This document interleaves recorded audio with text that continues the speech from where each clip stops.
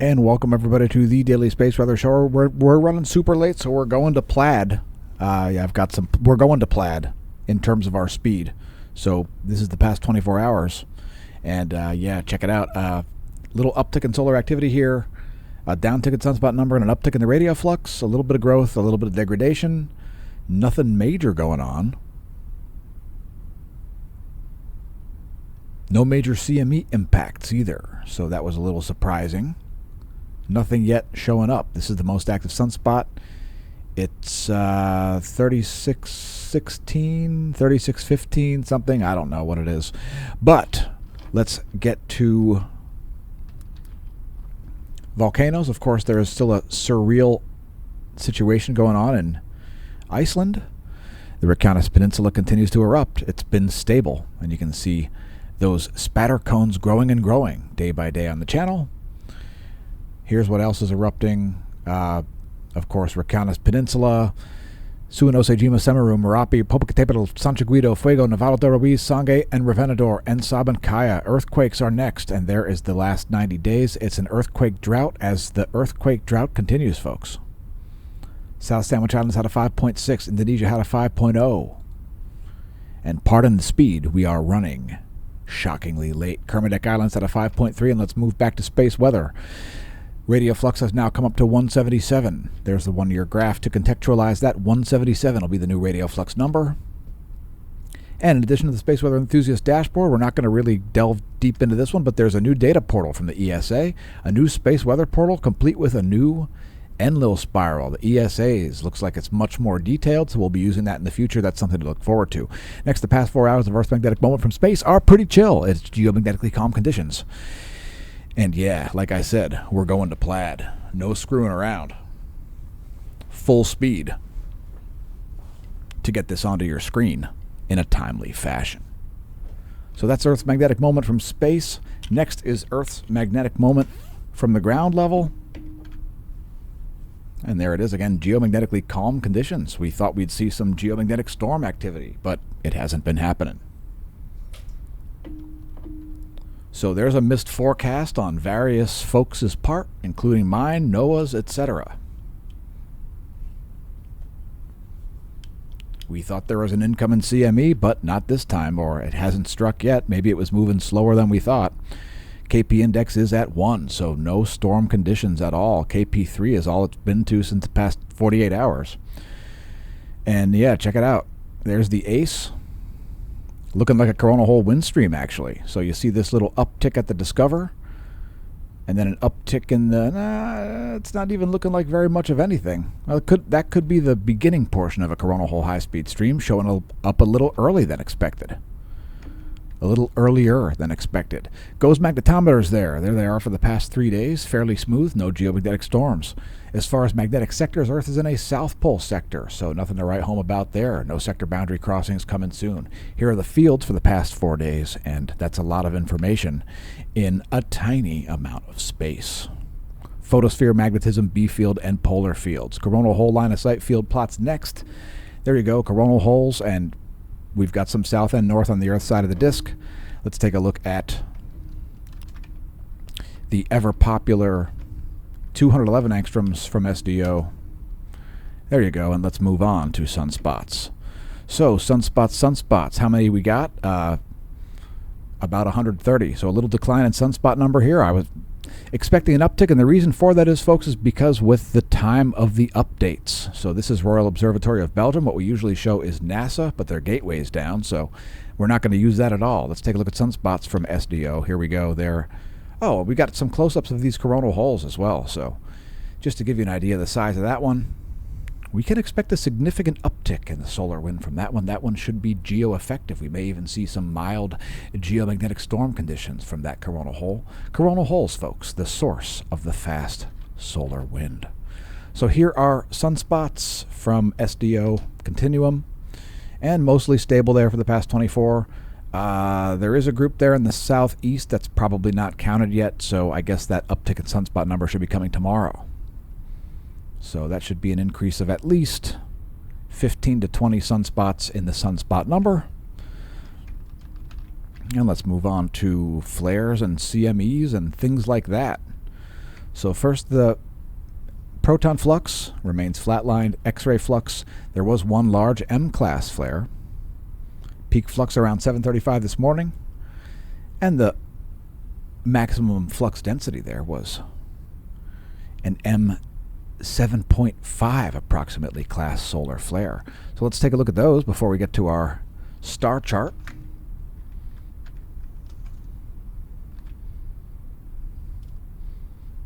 And that M-class event did come from sunspot in the sunspot in the southeast.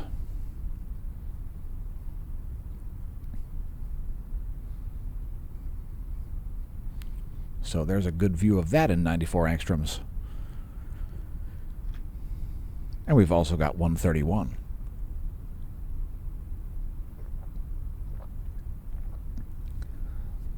All right, moving right along before we get to CMEs. Planetary forecast. Here is the 1 week forecast for the solar system. Here's where things will be in a week coming off the full moon for March. Astronomy photo of the day is a galactic merger at about 50 million light years distance. And one galaxy is a little more massive than the other one, which has torn the other one apart. apod.nasa.gov to check out NGC 4435 and 4438. So here's your star chart. That's what's going on above our head, at least. We're in Lehigh Valley, Pennsylvania, if you're wondering. And if you're new to the channel, don't forget to press the like button. Thanks for finding the channel and realizing that it exists. So next to CMEs. And yeah, CMEs. What do you got? What do you got? Anything exciting? Any earthly directed? Well, I'm not sure. I'm finding out perhaps at the same time as you are. Let's check LASCO C2 and C3. Things are looking pretty clear there throughout the day today. Potential for a lot of CMEs, though. So let's move to our custom coronagraphs. There you go. Here's a 24-hour video with LASCO C3 and C2 and the SDO.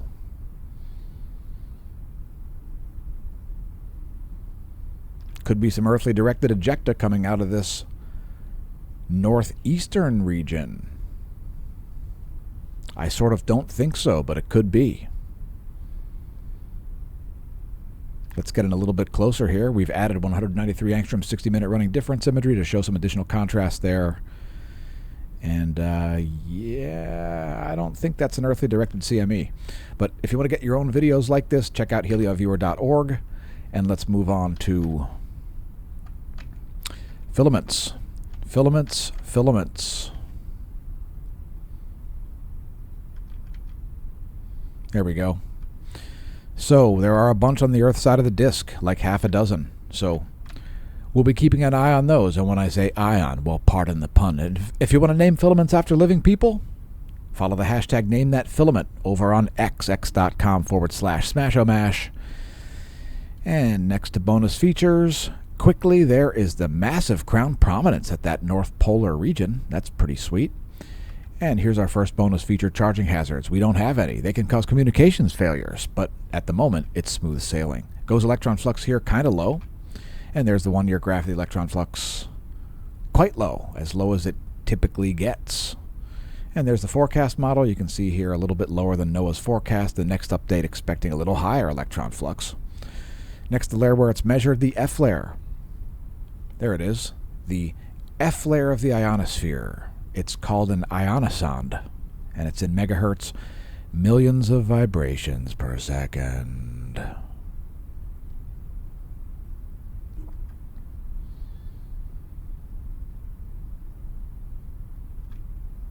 There's the anomalygram, and we're seeing a lot less red on there than we would expect, because we didn't see geomagnetic storm conditions, so we're not seeing so much low-frequency anomaly. It's looking very normally for geomagnetically calm conditions.